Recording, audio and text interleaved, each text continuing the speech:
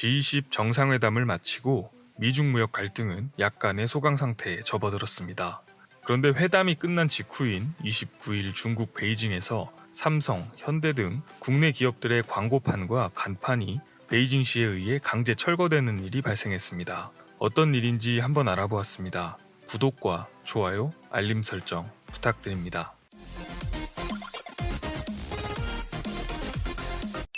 안녕하세요. 세상 모든 잡다한 지식을 알려드리는 잡시광입니다. 2019년 6월 29일 중국 당국은 베이징시 중심부 창안제에 위치한 국내 기업들의 광고판과 간판을 모두 철거했습니다. 철거된 광고판은 삼성, 현대자동차, 기아자동차 광고판으로 알려졌고 총 120개에 달한다고 합니다.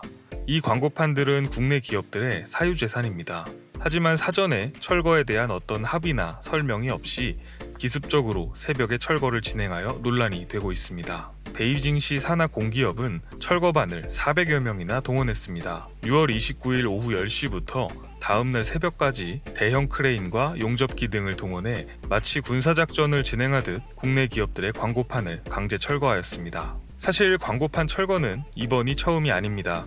2018년에도 국내 기업들의 광고판 70여 개를 갑작스럽게 베이징시에서 강제 철거한 사례가 있었습니다. 이 정도라면 해당 광고판들이 불법 광고판이 아닌가 싶은 생각이 들 텐데요.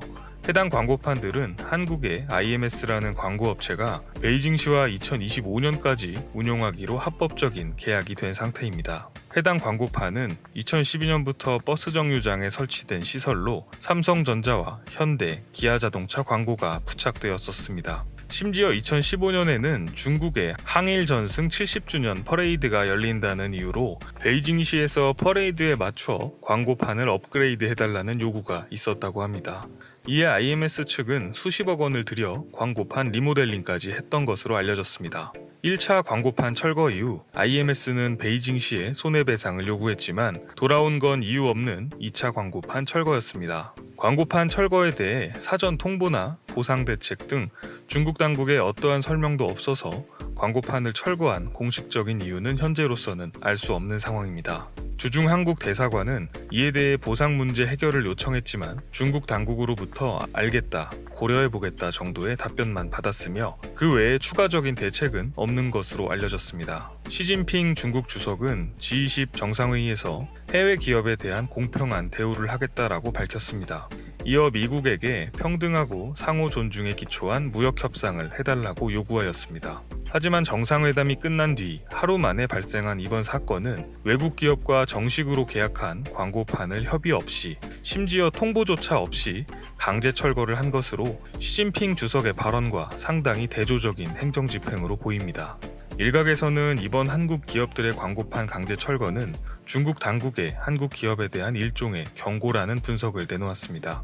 최근 국내 기업들이 중국의 생산 기지를 하나둘 베트남이나 인도 등지로 돌리는 것에 대한 일종의 불만 표시라는 분석입니다.